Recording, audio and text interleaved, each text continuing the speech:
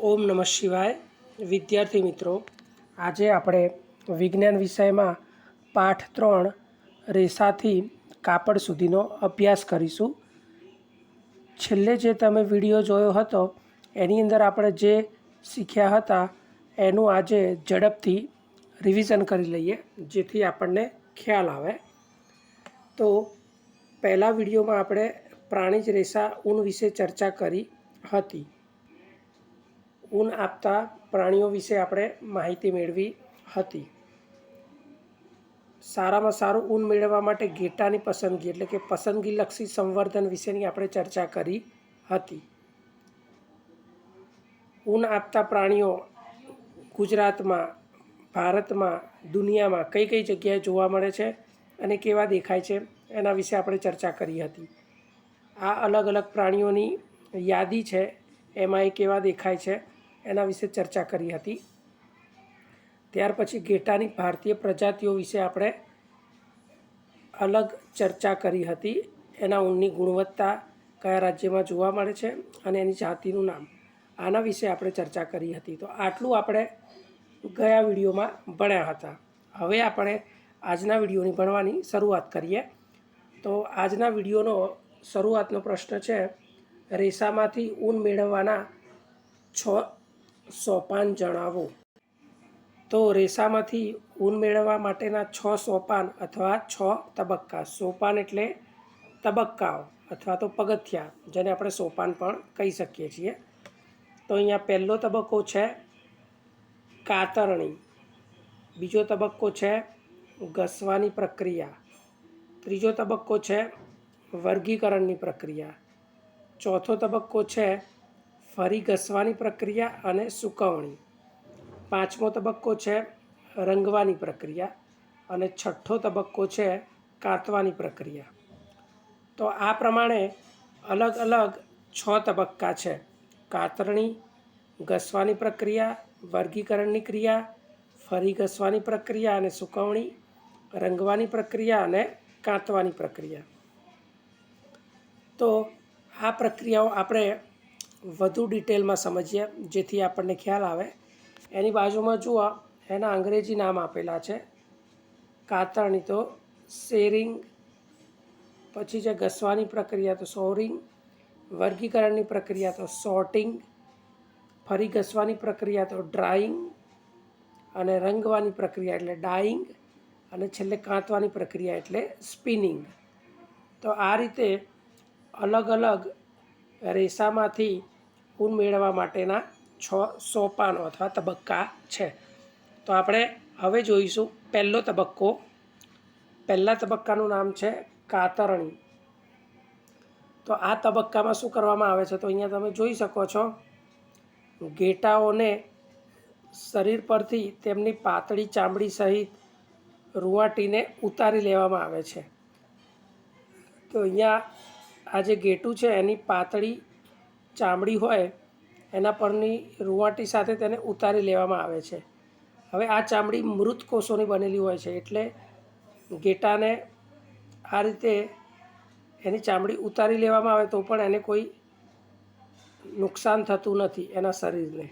એટલે આ પહેલું સોપાન છે, એમાં શું કરવામાં આવે છે? આ રીતે રૂંવાટીને ઉતારી લેવામાં આવે છે અને કાતરણી કહેવામાં આવે છે। તો આ રીતે મશીન વડે, કાતર વડે કે અલગ નવી ટેકનોલોજી વડે ઘેટાના વાળ છે એને ઉતારી લેવામાં આવે છે। હવે આ જે વાળ છે એ ક્યારે ઉતારવામાં આવે છે? શિયાળો, ઉનાળો, ચોમાસું?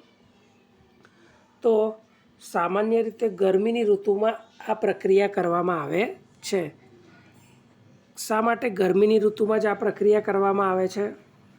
કારણ કે ગરમીની ઋતુમાં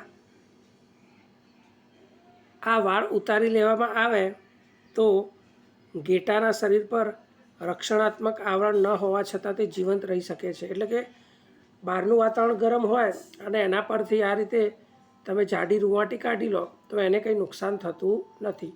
પરંતુ જો આ જ પ્રક્રિયા ઠંડી ઋતુમાં કરવામાં આવે તો ઘેટાને શરીરને નુકસાન થાય છે, કારણ કે બહારનું વાતાવરણ કેવું હોય? ઠંડુ। હવે ઘેટાને ગરમી મેળવવા માટે આ રૂંવાટી એની ઉપર શરીર ઉપર હોવી જરૂરી છે. જો એ ના હોય તો એને ઠંડી લાગે. તો એટલા માટે આ પ્રક્રિયા છે એ ગરમીની ઋતુમાં કરવામાં આવતી હોય છે. એટલે પહેલી પ્રક્રિયા કઈ થઈ? કાતરણીની. આ પ્રક્રિયામાં શું કરવામાં આવે છે? ઘેટાના શરીર પરના રૂંવાટીવાળા વાળ પાતળી ચામડી સહિત ઉતારી લેવામાં આવે છે. અને આ પ્રક્રિયા ઉનાળાની ઋતુમાં કરવામાં આવે છે. એટલે આના પરથી એક વૈજ્ઞાનિક કારણ પણ બને છે કે ઘેટાના વાળની કટાઈ ઉનાળાની ઋતુમાં શા માટે કરવામાં આવે છે. તો તમે જવાબ સમજી ગયા છો તો તમે તમારી રીતે એ જવાબ બનાવી અને લખી શકો છો. તો અહીંયા આપણે પહેલું સોપાન કાતરણી પૂર્ણ કરીએ છીએ. હવે આવે છે બીજું સોપાન, ઘસવાની પ્રક્રિયા. કઈ પ્રક્રિયા? ઘસવાની પ્રક્રિયા. તો ચામડી સહિત ઉતારેલ વાળને, જે પહેલા તબક્કામાં આપણે ચામડી સહિત ઘેટાના વાળ ઉતાર્યા ને, એને ટાંકીમાં નાખી સારી રીતે ધોવામાં આવે છે. શા માટે? કારણ કે ઘેટું ગમે ત્યાં ફરતું હોય, એના ઉપર ધૂળ બધી હોય, નાની નાની જીવાત હોય, મેલ હોય, તો એને ધોવામાં આવે તો આ ધૂળ અને મેલ નીકળી જાય. એટલે આને શું કહેવાય? ઘસવાની પ્રક્રિયા. હવે ટેકનોલોજી બદલાઈ એટલે મશીન વડે આ પ્રક્રિયા કરવામાં આવે છે. પહેલાં ટાંકીમાં નાખી અને એને ધોવામાં આવતા હતા. એટલે આને શું કહેવામાં આવે છે? ઘસવાની પ્રક્રિયા. ઘસવાની પ્રક્રિયા કેવી રીતે થાય છે? તો આપણે જોઈએ અહીંયા. તો અહીંયા તમે જોઈ શકો છો ઘસવાની પ્રક્રિયા. પહેલાંના સમયમાં આવી ટેકનોલોજી નહોતી, એટલે આ રીતે ઘસવાની પ્રક્રિયા પાણીની ટાંકીની અંદર કરવામાં આવતી હતી. હવે ટેકનોલોજી આવી ગઈ છે. તો ટેકનોલોજી આવી ગઈ છે તો આ રીતે મશીનની અંદર ઘસવાની પ્રક્રિયા કરવામાં આવતી હોય છે. તો બે તબક્કા થયા. પહેલો તબક્કો કયો હતો? કાતરણી. એમાં શું કરવામાં આવે? વાળની કટાઈ કરવામાં આવે. બીજો તબક્કો કયો હતો? ઘસવાની પ્રક્રિયા. એમાં શું કરવામાં આવે? જે છે પાતળી રૂંવાટીવાળા વાળ એને ધોવામાં આવે છે. શા માટે? એની અંદરથી મેલ, ચિકાસ, ધૂળ આ બધું દૂર કરવા માટે. તો આ રીતે આ બીજી પ્રક્રિયા પૂર્ણ થઈ. હવે આવે છે ત્રીજી પ્રક્રિયા અથવા ત્રીજો તબક્કો, ત્રીજું સોપાન. એને કહેવામાં આવે છે વર્ગીકરણની પ્રક્રિયા, સોર્ટિંગ. સોર્ટિંગ એટલે કે એને અલગ કરવું. તો આ પ્રક્રિયામાં શું કરવામાં આવે છે?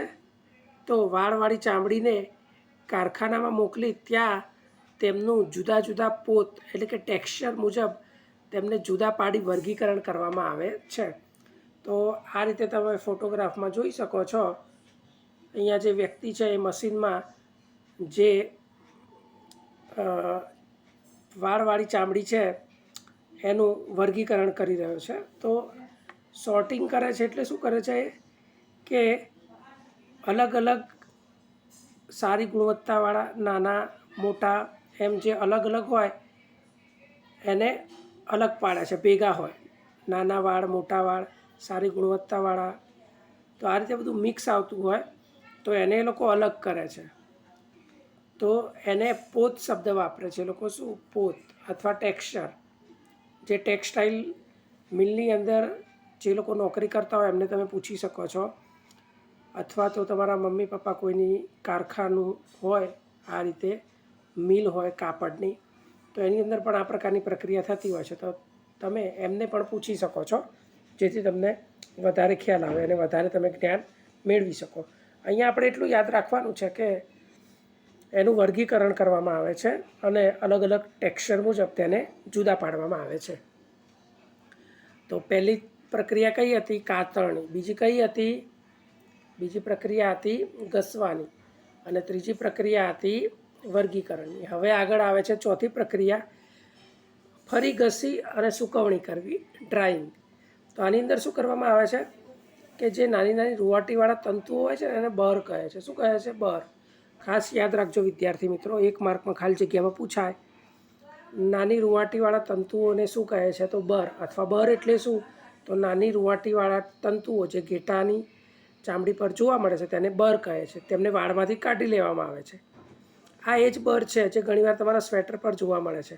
તમે ઘણીવાર સ્વેટર પહેરતા હશો તો તમને નાના નાના ગોળ ગોળ રૂંવાટીવાળા તંતુઓ તમને જોવા મળશે અને તમે પછી આમ ખેંચીને કાઢશો તો એ તંતુને કાઢશો તો આખો દોરો બહાર નીકળશે. તો આવી રમત પણ તમે કરતા હો એટલે મમ્મી તમને બોલતી હોય છે કે ભાઈ સ્વેટર ફાટી જાય, આ રીતે બધા તંતુઓ બહાર કઢાય નહીં, તો એને શું કહેવાય? બર કહેવાય. એટલે હવે આ રેસાઓને ફરી ઘસી તેમને સૂકવવામાં આવે છે અને પછી એને ઊન બનાવવા માટે તૈયાર કરવામાં આવે છે.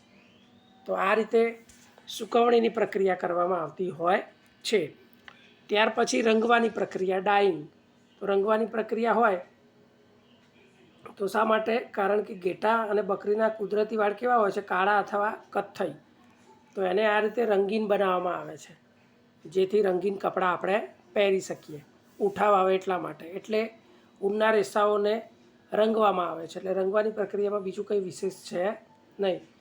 તો આ રીતે 5મું સોપાન પૂર્ણ થયું.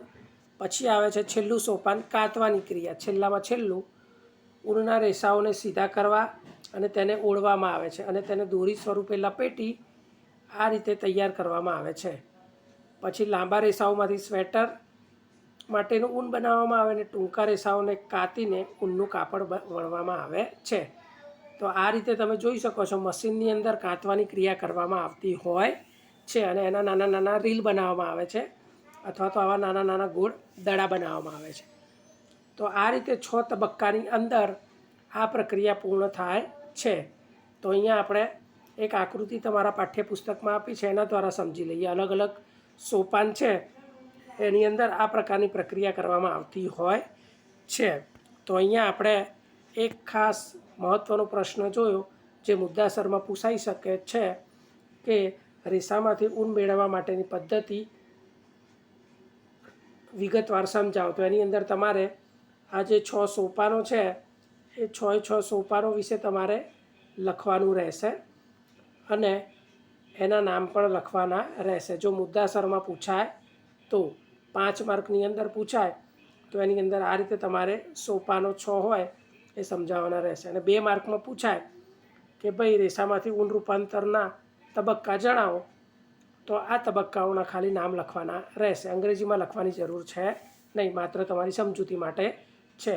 તો આજનો આ વિડીયો આપણે આજે પૂર્ણ કરીએ છીએ. હવે પછી આપણે મળીશું એ વિડીયોની અંદર. આપણે શેની વાત કરીશું? બટરફ્લાયની, સિલ્કની, રેશમની. ઓકે, તો ફરી મળીએ. ઓમ નમઃ શિવાય.